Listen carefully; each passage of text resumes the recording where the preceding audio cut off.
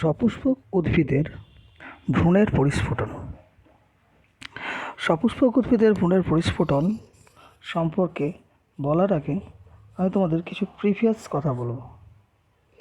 যেমন নিষেক, ভ্রূণের পরিস্ফুটন নিষেক পরবর্তী ঘটনা, তাই আগে নিষেক সম্পর্কে জানতে হবে, যেগুলো তোমরা আগের ভিডিওতে পেয়েছো বা পড়াশোনা করেছো।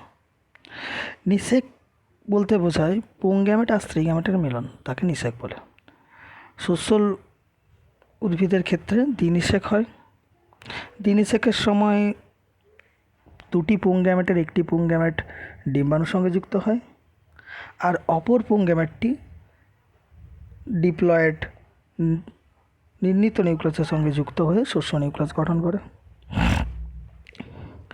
নিষেক ঘটনাটা কীভাবে ঘটে সেটা তোমরা আগে দেখেছো, যে পরাগ মিলন হলো, পরাগ মিলনের পর পরাগ রেণু স্ত্রীস্তবকের গর্ভমুণ্ড থেকে প্রয়োজনীয় পুষ্টি রস শোষণ করে তার অঙ্কুরোদ্গম ঘটালো। পরাগ রেণুর অঙ্কুরোদ্গমের ফলে পুংলিঙ্গধর সৃষ্টি হয়। পুংলিঙ্গধরের দেখা যায় যে পরাগ নালী সৃষ্টি হয়েছে। পরাগ নালীর মধ্যে দুটি পুং জনন কোষ বা পুংগ্যামেট থাকে। সেই পুংগ্যামেট গর্ভমুণ্ড থেকে গর্ভদণ্ড হয়ে গর্ভাশয় বা ডিম্বাশয়ের দিকে এগিয়ে যায়। ডিম্বাশয়ের মধ্যে থাকা ডিম্বক, ডিম্বকের মধ্যে থাকা স্ত্রী গ্যামেটোফাইট বা ভ্রূণস্থলীতে প্রবেশ করে। ভ্রূণস্থলীর মধ্যে আমরা দেখেছি, ভ্রূণস্থলীর মধ্যে যে 8টা নিউক্লিয়াসযুক্ত কোষ আছে, তার মধ্যে ডিম্বক রন্ধ্রের দিকে থাকে 3টি কোষ, তাকে বলা হয় গর্ভযন্ত্র। তাদের মধ্যে অন্যতম কোষ হলো ডিম্বাণু। ঠিক তার বিপরীত দিকে অর্থাৎ চেলাজাপান্ত গর্ভমূলের দিকে 3টি কোষ থাকে, তাকে বলা হয় প্রতিপাদ কোষ সমষ্টি। আর মধ্যবর্তী স্থানে দুটো নিউক্লিয়াস একত্রিত হয়ে গিয়ে 2n নির্ণীত নিউক্লিয়াস সৃষ্টি করে। পরাগ নালী ডিম্বকরন্ধ্র দিয়ে ভ্রূণস্থলীতে প্রবেশ করলে পরাগ নালীর বিদীর্ণ হয় বা বাস্ট হয়।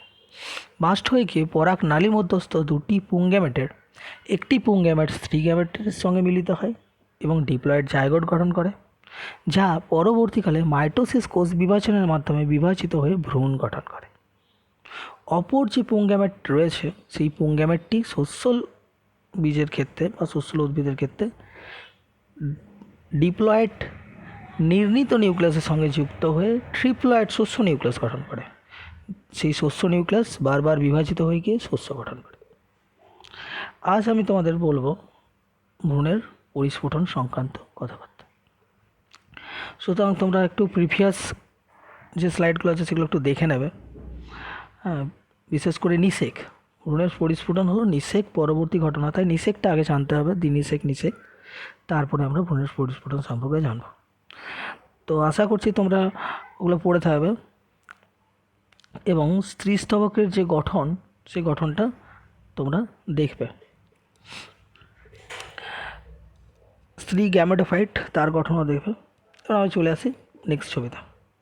এখানে তোমরা দেখতে পাচ্ছ যে কীভাবে ক্রমাগত জাইগোট থেকে বারবার বিভাজনের মাধ্যমে দ্বিবীজপত্রী, এটা সাধারণত একটা দ্বিবীজপত্রী উদ্ভিদের ক্ষেত্রে বলা হচ্ছে, দ্বিবীজপত্রী ভ্রূণ সৃষ্টি হয়েছে।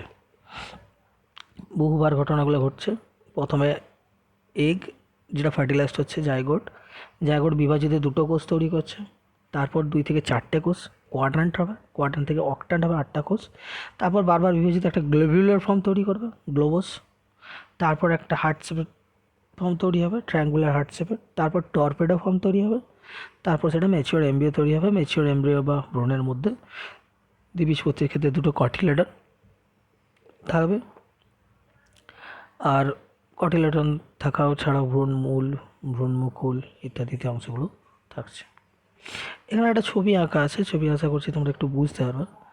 হ্যাঁ, প্রথমে একটি ছোটো ছোটো ছবিগুলো এঁকে বোঝানো আছে। সেখানে দেখো,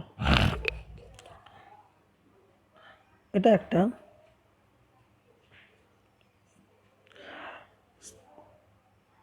ডিম্বক। এই ডিম্বকের ঠিক মাঝখানে থাকে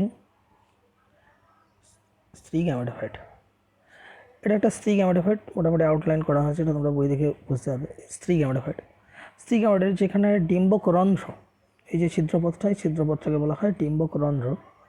তো ডিম্বক রন্ধ্রের দিকে যে তিনটে কোষ রয়েছে, এই ডিম্বক রন্ধ্রের দিকে যে তিনটে কোষ রয়েছে, তিনটে কোষকে বলা হয় একত্রে বলা হয় গর্ভযন্ত্র। তার মধ্যে অন্যতম কোষ এটা হলো ডিম্বাণু। ডিম্বাণু যখন পুংগামেটের সঙ্গে মিলিত হয়ে যায় আফটার ফার্টিলাইজেশন, তখন সে হয় ডিপ্লয়েড জাইগোট। ডিপ্লয়েড জাইগোট হয়ে যাওয়ার পর ধরে নিলাম বাকি কোষগুলো সব ডিজেনারেট হলো, নষ্ট হয়ে গেল, তাহলে এটা একটা ভ্রূণস্থলী। ভ্রূণস্থলীর মধ্যে পড়ে রইল ডিপ্লয়েড জাইগোট টুয়েন। এরপর নিষেক হয়ে যাওয়ার পর নিষেক পরবর্তী ঘটনা শুরু হয়, অর্থাৎ এমব্রায়োজেনেসিস বা ভ্রূণের গঠন। ভ্রূণের গঠন হওয়ার সময় প্রথমে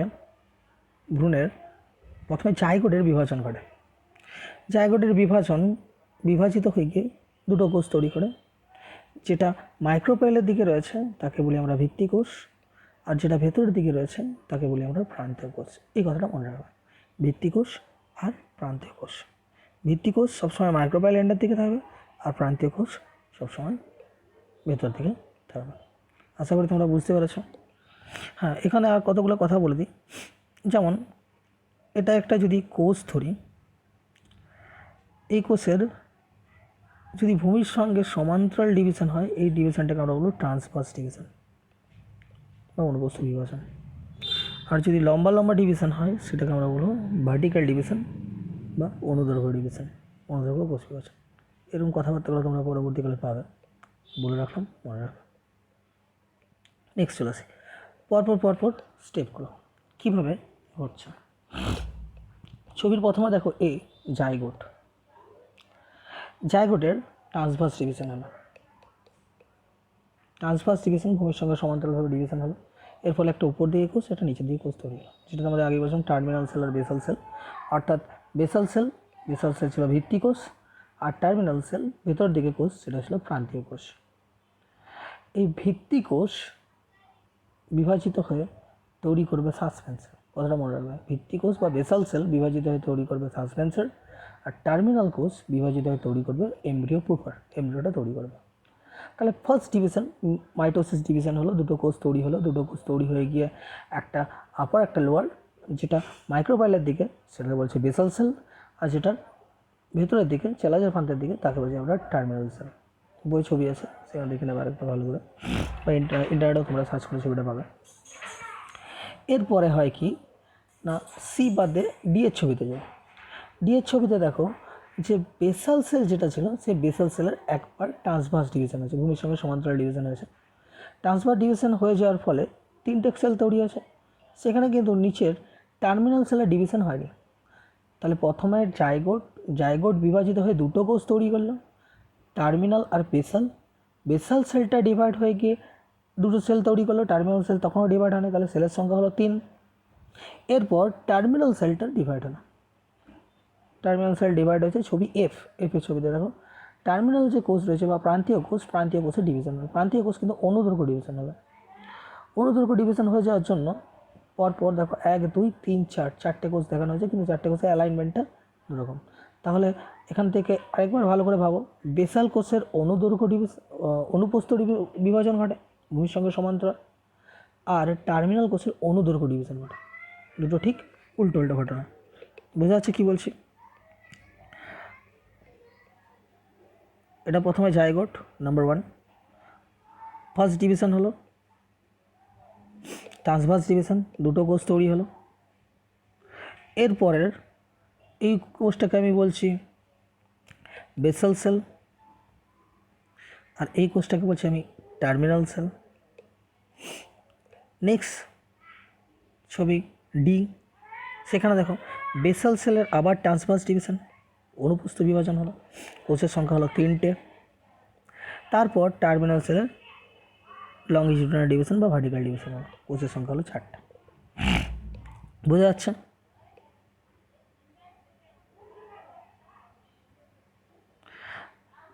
এইটা হলো বেসাল সেলের পার্ট যাবে, আর বাকি নিচের অংশটা এই পার্টটা টার্মিনাল সেলের পার্ট যাবে। এটাকে টার্মিনাল সেলে করছে। বুঝতে পেরেছো তোমরা?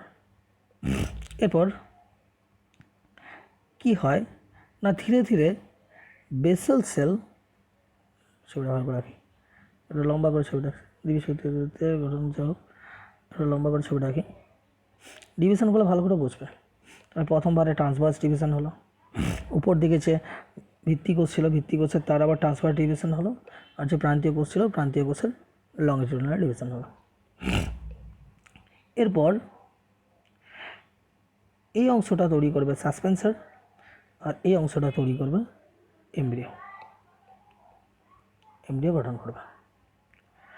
সাসপেন্সার অর্থাৎ যে বেসাল সেল বা ভিত্তিকোষ ছিল, ভিত্তিকোষের প্রতিবার শুধুমাত্র ট্রান্সভার্স ডিভিশন হবে। ট্রান্সভার্স ডিভিশন হয়ে যাওয়ার জন্য, ছবিতে তোমরা দেখতে পাচ্ছ যে ট্রান্সভার্স ডিভিশন হয়ে যাওয়ার জন্য এখানে শুধু একটা লম্বা রো অফ সেলস তৈরি হয়েছে, কোষের প্রচুর সারি তৈরি হয়েছে। কোষের সারি তৈরি হয়ে যাওয়ার জন্য এটা একটা লম্বা সাসপেন্সার তৈরি হচ্ছে। আর এখানে যে কোষগুলো ছিল, এই কোষগুলোর আরেকবার এখানে একবার করেছে শশা কাটার মতন, প্রথমবার দুটো কোষ, ঠিক 90 ডিগ্রি অ্যাঙ্গেলে যদি আরেকবার কাটি তাহলে 4টে কোষ তৈরি হবে, দুটো এদিকে দুটো ওদিকে, 4টে কোষ। শশা যেমন আমরা কাটি সেরকম 4টে কোষ তৈরি হবে। পরে এগুলোর আবার যদি আমরা অনুপস্থ ডিভিশন হয় তাহলে টোটাল কোষের সংখ্যা হবে এদিকে 4টা ওদিকে 4টা, 8টা, অক্টেন্ট, কোয়াড্র্যান্ট, অক্টেন্ট এরকমভাবে তৈরি হয়। এই পার্টটা পুরোটাই তৈরি করবে এমব্রায়ো। ছবির সাথে সাথে দেখে নেওয়া যাক কী কী হয়। তো জাইগোট অনুপস্থভাবে বিভাজিত হয়ে গিয়ে ভিত্তিকোষ ডিম্বক রন্ধ্রের দিকে আর প্রান্তকোষ ডিম্বক মূলের দিকে গঠন করে।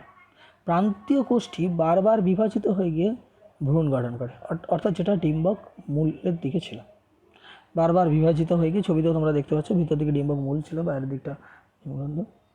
তো বারবার বিভাজিত হয়ে গিয়ে প্রান্তীয় কোষ বারবার বিভাজিত হয়ে ভ্রূণ গঠন করবে, আর ভিত্তি কোষ বারবার বিভাজিত হয়ে সাসপেন্সার গঠন করবে। এই পয়েন্টটা তোমাদের মনে রাখতে হবে, এটা ইম্পর্ট্যান্ট পয়েন্ট। নেক্সট আমরা ভাববো যে আদি ভ্রূণ কীভাবে গঠিত হয়, প্রো এমব্রিও। প্রান্তীয় কোষ টার্মিনাল সেল সেটা উলম্বভাবে বিভাজিত হয়ে গিয়ে ভিত্তিকোষ ও ভিত্তিকোষ এবং অনুপস্থভাবে বিভাজিত হয়ে প্রান্তীয় কোষটা উলম্বভাবে বিভাজিত হয়, আর ভিত্তিকোষ অনুপস্থভাবে বিভাজিত হয়ে 4 কোষ বিশিষ্ট আদি ভ্রূণ সৃষ্টি করে। অর্থাৎ আগে যে ছবিটা আমি বলেছিলাম, সেখানে বলেছিলাম কি না, আদি ভ্রূণের সময় এটা যদি ধরি জাইগোট, এখানে ছবিটা আঁকবো না, এখানটাতে ছবিটা আঁকি, 4 কোষ বিশিষ্ট এমব্রিও, দ্যাট মিন্স এইটা, এখানে একটা 4টা কোষ বিশিষ্ট এমব্রিও আছে। কীভাবে হয় না, এটা একটা জাইগোট, জাইগোটের ক্ষেত্রে প্রথমে জাইগোট ডিভিশন হলো ভিত্তিকোষ আর প্রান্তীয় কোষ। প্রান্তীয় কোষটি উলম্বভাবে বিভাজিত হলো আর ভিত্তিকোষটি অনুপস্থভাবে বিভাজিত হলো। তাহলে কোষের সংখ্যা কটা? কোষের সংখ্যা 4টা। প্রথমে যে ছবিটা তোমাদের দেখেছি 1 2 3 4, এই ছবিটাকে বলা হচ্ছে ফোর্থ সেলড প্রো এমব্রিও বা 4 কোষ বিশিষ্ট আদি ভ্রূণ গঠিত হলো। এরপর আদি ভ্রূণ গঠিত হয়েছে, এবার কোয়াড্র্যান্ট গঠন। 4 কোষ বিশিষ্ট আদি ভ্রূণের প্রান্তীয় কোষ দুটি, এখানে প্রান্তীয় কোষ, এইটা প্রান্তীয় কোষ, তার বিভাজন হয়ে গিয়ে দুটো কোষ তৈরি করেছে, প্রান্তীয় কোষ বিভাজিত হয়ে গিয়ে দুটো কোষ তৈরি করেছে। এর যে দুটো কোষ আছে তারা সমকোণে, প্রথমবারে এইরকম ডিভিশন হয়েছিল, তার 90 ডিগ্রি অ্যাঙ্গেলে সমকোণে আরও বিভাজিত হলো, তাহলে ওইদিকে আরও দুটো কোষ তৈরি হলো। 4 কোষ বিশিষ্ট ভ্রূণ তৈরি করলো, তাকে বলা হয় কোয়াড্র্যান্ট। 4 কোষ বিশিষ্ট ভ্রূণ তৈরি করছে, তাকে বলা হলো কোয়াড্র্যান্ট। মানে এইখানে ছবিটা আছে, 4টা কোষ আছে, 4টা কোষ বিশিষ্ট। নিচের পার্টে আমরা শুধু প্রান্ত কোষটা নিয়ে ভাবো, ভিত্তিকোষটা পরে আলোচনা করব। তাহলে এখানে ছিল দুটো কোষ, আরেকবার বিভাজিত হয়ে গিয়ে শশা কাটার মতন, ওদিকে আরও তো শশা একবার পিস করলে ঠিক 90 ডিগ্রি অ্যাঙ্গেলে যদি আরেকবার কাটি তাহলে 4টা পিস তৈরি হয়, সেরকম 4টা কোষ তৈরি হলো। এই 4টাকে বলছি আমরা কোয়াড্র্যান্ট। কোয়াড্রেন্ট 4 কোষ বিশিষ্ট আদিভ্রূণ তৈরি হলো। প্রান্তীয় কোষ দুটির সমকোণে অনুদৈর্ঘ্যভাবে বিভাজিত হয়ে যাওয়ার পর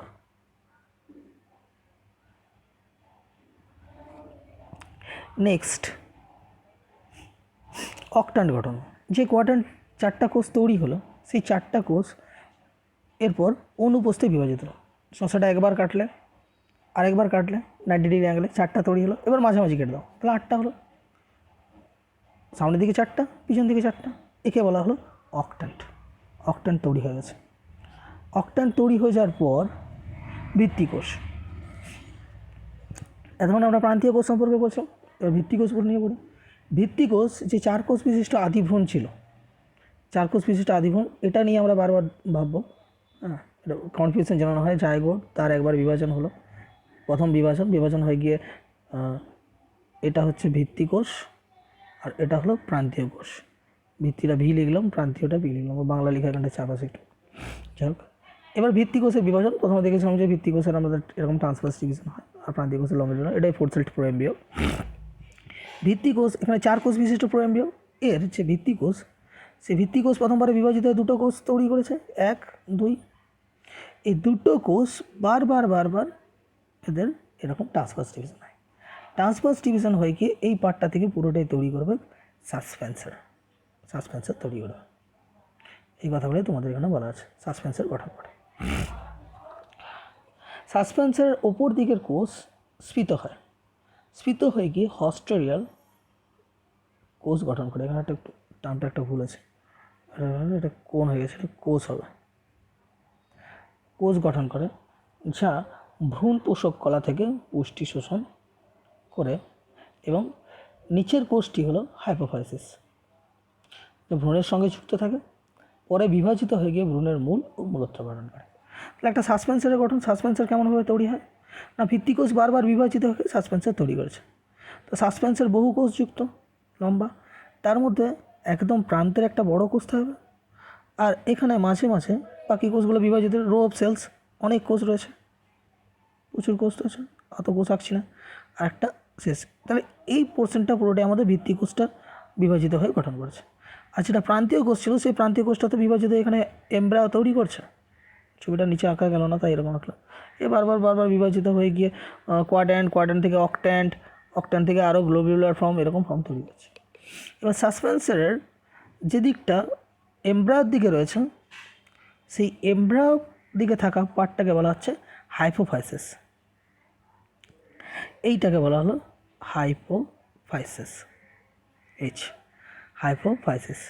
আর ওপরের দিকে এইটাকে বলা হলো হস্টোরিয়াল, HS লিখলাম, হাইপোফাইসিস HY লিখলাম, এটা হস্টোরিয়াল সেল।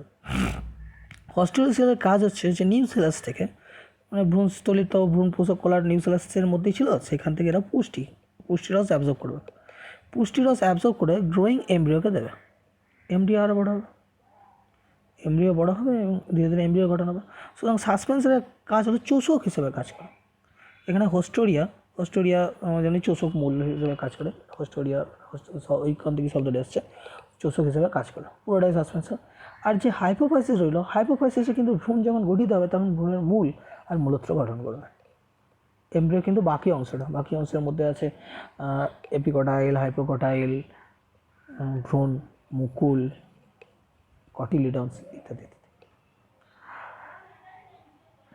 অক্ট্যান্ট, এবার চলে আসি আগের অক্ট্যান্টে শেষ করেছিলাম কোয়াড্র্যান্টের পর অক্ট্যান্টে যে 8টা কোষ ছিল, সেই 8টা কোষের মধ্যে 4টে সাসপেন্সারের দিকে ছিল আর 4টে ছিল ইউরোর দিকে। আচ্ছা, সাসপেন্সারের গঠনটা আরেকবার এখানে দেখি। হ্যাঁ, এখান থেকে আড়াআড়ি একটা ছবি আঁকি। সাসপেন্সারে এরকম জায়গায় ছিল হস্টোরিয়াল সেল, বারবার এরকমভাবে বিভাজিত হয়ে গিয়ে এখানটাতে হাইপোফাইসিয়াল সেল ছিল, এখানে ছিল গ্লোবিউলার ফর্ম অক্ট্যান্ট। তো অক্ট্যান্টের এদিকে 4টা, এটা হচ্ছে এমব্রায়ো, এই পার্টটা হলো এমব্রিও তৈরি করছে, প্রান্তীয় কোষ। তো এমব্রিও কোষের মধ্যে 4টে, এদিকে 4টে দেখানো আছে, আর ওই পাশে 4টা আছে, 3D ইমেজ, তাই 8টা কোষ হলো অক্ট্যান্ট। তো অক্ট্যান্টের মধ্যে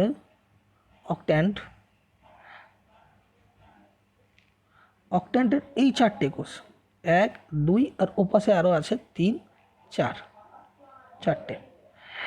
এই চারটাকে বলা হয়ে থাকে পস্টেরিয়র অক্সিন। সাসপেন্সারের নিকট চারটা থাকে, আবার অনেক সময় বলা হয় তাকে হাইপোবেসাল অক্টেন্ট। আর বাকি চারটা কোষ তাকে বলা হয় এপিবেসাল অক্টেন্ট। এই চারটাকে বলা হয় এপিবেসাল অক্টেন্ট।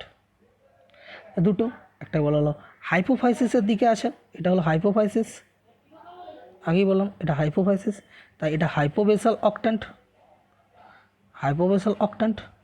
আর এই চারটাকে বলা হলো এপিবেসাল অক্টেন্ট, এপিবেসাল অক্টেন্ট। মাথায় ঢুকেছে? অক্টেন্টের আটটা কোষের মধ্যে চারটে ভাগ করলো, এদিকে চারটা আর এদিকে চারটা, হাইপোবেসালের দিকে চারটা গেল আর এপিবেসালের দিকে চারটা গেল, তাহলে অক্টেন্টের ভাগ হয়ে গেলো, হাইপোবেসালে চারটা আর এদিকে চারটা। কাজ কী হবে? আর যেটা হাইপোবেসাল অক্টেন্ট সে হাইপোকোটাইল তৈরি করবে, আর যেটা এপিবেসাল অক্টেন্ট সেটা ভ্রূণ মুকুল আর বীজপত্র তৈরি করবে। ক্লিয়ার? নেক্সট চলে আসি, অক্টেন্টের আটটা কোষ এরপর পরিধির সঙ্গে সমান্তরালভাবে বিভাজিত হবে, বিভাজিত হয়ে গিয়ে বাইরের স্তর আর ভেতরের সঙ্গে তৈরি। এই পরিধির সঙ্গে সমান্তরাল কোষ বিভাজনটা কেমন, এটা কথাটা বলি তোমাদের। ধরে নিলাম যে এটা একটা কোষ, এই কোষ এখানে হবে না, একটু ছোটো ছোটো কোষগুলো আঁকি। ধরলাম এগুলো কোষের স্তর, একটা কোষ আছে, একটা কোষ, একটা কোষ, পরপর কোষ আছে। এই কোষগুলো যদি পরিধির সঙ্গে সমান্তরাল, পরিধি তো এদের সঙ্গে সমান্তরাল এইরকম ডিভিশন হয়, তাহলে কী হবে না, সারি তৈরি হবে। পরবর্তীকালে দেখব যে এরকমভাবে যদি ডিভিশন হয় তাহলে সারি হবে, উপর দিকে একটা সেট যাবে, সার সার, মানে ঠিক ছাল ছুলার মতো।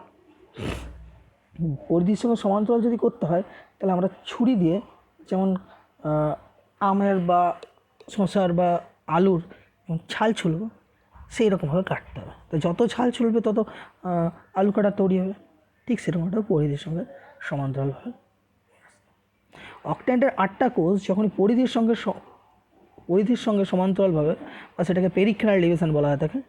হ্যাঁ, পেরিক্লিনাল ডিভিশন হলো সমান্তরালভাবে বিভাজিত হয়, বাইরের স্তর আর ভেতরের স্তর গঠন করে।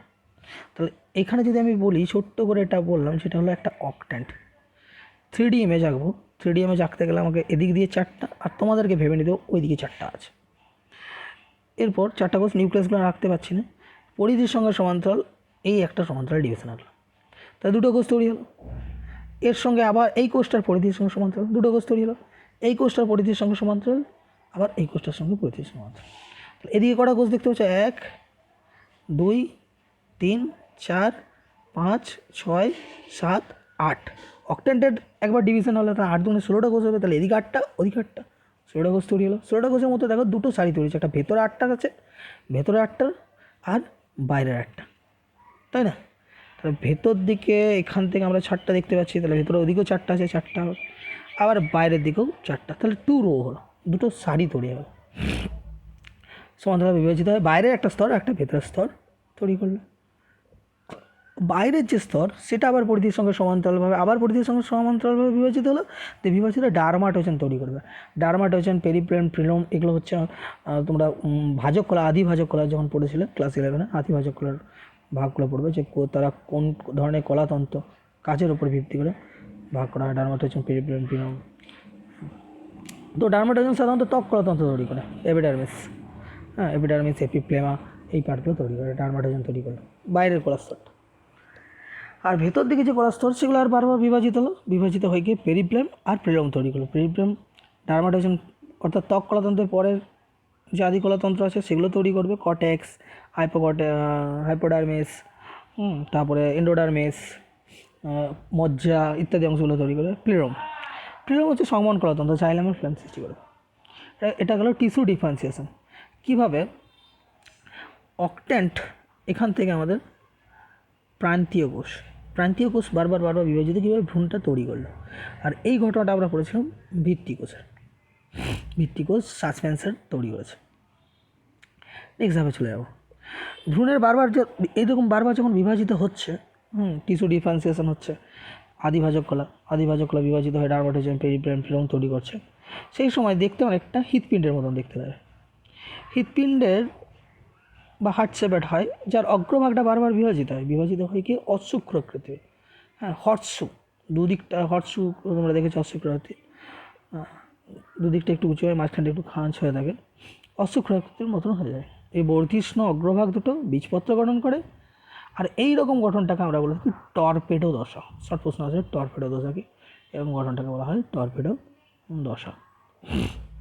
টর্পেডো দশার ক্ষেত্রে যে ভ্রূণের দ্বিবীজপত্রী উদ্ভিদের ভ্রূণের পরিস্ফুটনের সময় আদি ভ্রূণ বারবার বিভাজিত হয়ে গ্লোবিউলার স্ট্রাকচার গঠন করে, তারপর হৃৎপিণ্ডের আকার ধারণ করে।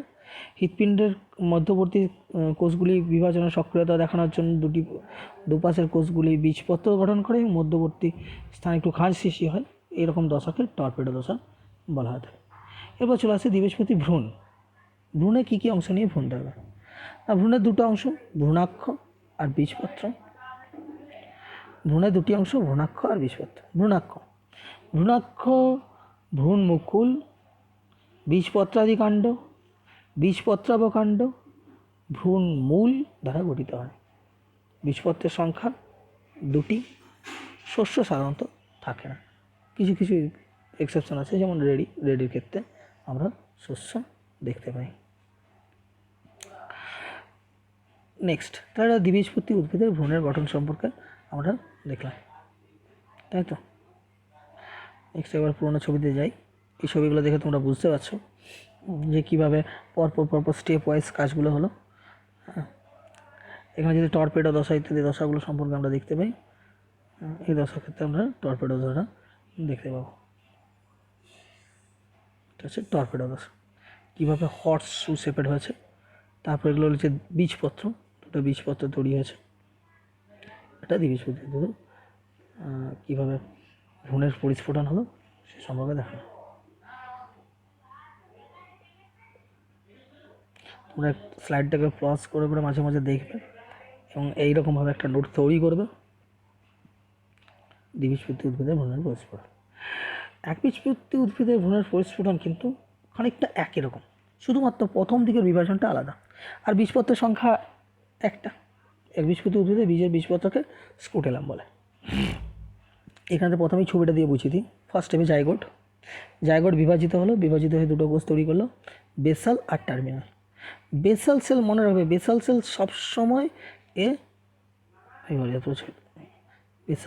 সবসময় এরা মাইক্রোপাইলের এন্ডের দিকে থাকবে। এটা মাইক্রোপাইলের এন্ডের দিকে জাইগোট বিভাজিত হয়ে গিয়ে এই পার্টটা তৈরি করবে। এবার বেসাল সেলের প্রথম ক্ষেত্রে কী হবে না, এখানে সি এর ছবিটা দেখো, যেটা বেসাল সেল বা ভিত্তিকোষের কোনো বিভাজন হবে না, সেটা বড় হয়ে যাবে, আকারে স্ফীত হয়ে ভেসিকুলার সেল তৈরি করবে। টার্মিনাল সেলের ডিভিশন হবে। দ্বিবীজপত্রী উদ্ভিদের ক্ষেত্রে দেখেছিলাম যে টার্মিনাল সেলের বা প্রান্তীয় কোষের দেখা গেছিলো যে অনুদৈর্ঘ্য ডিভিশন ঘটেছিল বা উলম্ব ডিভিশন। এখানে কিন্তু অনুপ্রস্থ ডিভিশন হবে। অনুপ্রস্থ ডিভিশন হয়ে গিয়ে দুটো কোষ তৈরি করেছে। এটা কিন্তু টার্মিনাল কোষ। পরবর্তীকালে এই তিনটে কোষ হলো, তাহলে এখানে একটা ভেসিকুলার সেল, একটা মিডিল সেল এম, আর এটা টার্মিনাল সেল। মিডিল সেলটা কিন্তু মিডিলে প্রথমে রইল, যেটা সি পার্ট রইল। মিডিল সেলটা এরপর ডিভাইড হবে। মধ্যম যে সেলটা রয়েছে মাঝের সেলের ট্রান্সভার্স ডিভিশন হয়ে গিয়ে এরা দুটো কোষ তৈরি করেছে, এই কোষটা। আর যেটা একদম শেষের প্রান্তীয় কোষ থেকে ছিল তার উলম্ব ডিভিশন হয়ে গিয়ে দুটো কোষ তৈরি করলো। বোঝা গেল পার্টটা? আরেকবার বলি, জাইগোট বিভাজিত হয়ে দুটো কোষ তৈরি করলো। একবার বিভাজন, transfer division, basal cell, terminal cell. Basal সেলের কোনো ডিভিশন হলো না, ও ওরকমই রয়ে গেল, যেটা ভেসিকুলার সেল হবে। টার্মিনাল কোষের এখানে ডিভিশন, ফার্স্ট ডিভিশন হলো ট্রান্সভার্স ডিভিশন, দুটো কোষ তৈরি হলো, মাঝখানে একটা কোষ রইল, একটা প্রান্ত দিকে কোষ রইল। মাঝের কোষটার আরেকবার ট্রান্সভার্স ডিভিশন হলো। এর ফলে মাঝের কোষটা তৈরি করলো M1 আর M2, ধরে নাও এটা M1 আর এইখানটা ধরো এটা হচ্ছে M2, এটা মাঝের কোষ তৈরি করলো। আর শেষের দিকে যে টার্মিনাল কোষ ছিল, এটা যদি টার্মিনাল সেল ধরি, টার্মিনাল কোষের ক্ষেত্রে এখানে ধরলাম এটা হলো T1 আর এটা ধরলাম T2 হলো। টার্মিনাল কোষ তৈরি করলো। এরপর এই যে টার্মিনাল সেল, তাহলে এখানে প্রান্তীয় কোষেরই একটা ভূমিকা রয়েছে। আচ্ছা বেশ, টার্মিনাল কোষের শেষের দিকে দেখুন দুটো কোষ তৈরি হলো। এবার সেখান থেকে দুটো থেকে আবার ডিভিশন হবে শশা কাটার মতন, 4টে হবে, 4টে থেকে 8টে হবে, 8টা থেকে 16টা, সেরকম বারবার বিভাজিত হয়ে গিয়ে একটা গ্লোবুলার ফর্ম তৈরি করবে। আর যে মিডিল সেলটা ছিল এখানে দেখো আর দিয়ে ডিনোট করা আছে, হ্যাঁ, মাঝের কোষটা বারবার বিভাজিত হয়ে সাসপেন্সারের মতন ঘর তৈরি করবে। এখানে বেসাল সেল একটাই মাত্র তৈরি করেছে, ভেসিকুলার সেল। আর মিডিল সেল বারবার বিভাজিত হয়ে গিয়ে সাসপেন্সার তৈরি করবে, আরও রেডিক্যাল তৈরি করে, দুটি কাজ, রেডিক্যাল আর সাসপেন্সার। এটা কিন্তু গোটাটাই মিডিল সেল থেকে তৈরি আছে। এক দ্বিবীজপত্রী উদ্ভিদের ক্ষেত্রে আমরা দেখেছিলাম যে বেসাল সেল সাসপেন্সার তৈরি করে, পুরোটাই সাসপেন্সার তৈরি করে, তার একটা পার্ট হাইপোফাইসিস আবার হাইপোকোডাল তৈরি করে। কিন্তু এখানে বেসাল সেল শুধুমাত্র হোস্টোরিয়াল হিসেবে কাজ করে। আর টার্মিনাল কোষটাই একবার বিভাজিত হয়ে মিডিল সেল আর টার্মিনাল সেল তৈরি করে, সেই মিডিল সেলটা তৈরি করে কিন্তু সাসপেন্সার, আর টার্মিনাল সেলটা গ্লোবুলার এমব্রিও তৈরি করে। এখানে কটি লিউনার সংখ্যা? একটা। বোঝা গেছে? ছবিটা দেখো। তাহলে জাইগোট অনুপস্থভাবে বিভাজিত হলো, ভূমিকোষ আর প্রান্তীয় কোষ সৃষ্টি করলো। ভূমিকোষ সাসপেন্সার গঠন করে, যা চোষক সৃষ্টি করবে, সাসপেন্সার বা চোষক বা হস্টোরিয়াম তৈরি করবে। প্রান্তীয় কোষ বিভাজিত হয়ে গিয়ে দুটি কোষ সৃষ্টি করে, মধ্যবর্তী কোষ আর প্রান্তীয় কোষ। মধ্যবর্তী কোষটির অনুপস্থ বিভাজন ঘটে, যে দুটি কোষ বিভাজিত হয় তা সৃষ্টি হয়, সেগুলো বিভাজিত হয়ে ভ্রূণমূল আর ভ্রূণমুকুল সৃষ্টি করে। আর প্রান্তীয় কোষটির অনুদৈর্ঘ্য বিভাজনের ফলে দুটি কোষ সৃষ্টি হয়, পরে আবার অনুপস্থে বিভাজিত হয়ে 4টি কোষ বা কন্ডেন্ট তৈরি হয়। তাহলে মধ্যবর্তী কোষ, তাহলে এখানে আমরা দেখলাম কি না, প্রথমে জাইগোট বিভাজিত হলো, অনুপস্থে বিভাজিত হয়ে ভূমিকোষ আর প্রান্তীয় কোষ তৈরি হলো। যেটা ভূমিকোষ, সেই ভূমিকোষ চোষক বা হস্টোরিয়াম তৈরি করলো। এবার প্রান্তীয় কোষ বিভাজিত হয়ে দুটো কোষ তৈরি করলো, কী না, একটা মধ্যবর্তী কোষ আর প্রান্তীয় কোষ। এরপর সে মধ্যবর্তী কোষটা কী তৈরি করবে না, একবার বিভাজিত হয়ে সে দুটো কোষ তৈরি করলো, সেই দুটো কোষ বারবার বিভাজিত হবে, বারবার বিভাজিত হয়ে ভ্রূণমুকুল গঠন করলো। আর প্রান্তীয় কোষটি অনুদৈর্ঘ্যভাবে বিভাজিত হয়ে গিয়েছে, প্রান্তীয় কোষ সেটা অনুদৈর্ঘ্যভাবে বিভাজনের ফলে দুটো কোষ তৈরি করে, দুটো অনুদৈর্ঘ্যভাবে বিভাজিত দুটো কোষ অনুপস্থে বিভাজিত হয়ে 4টে কোয়াড্র্যান্ট তৈরি করলো। এবার কোয়াড্র্যান্ট অক্ট্যান্ট গঠন করবে, যা পুনরায় বিভাজিত হয়ে গ্লোবাস রূপ ধারণ করবে। তা পরবর্তীকালে আবার ডার্মাটোসাইম পেরিপ্রেম পিলম তৈরি করবে বা কলাতন্ত্রের সৃষ্টি করবে।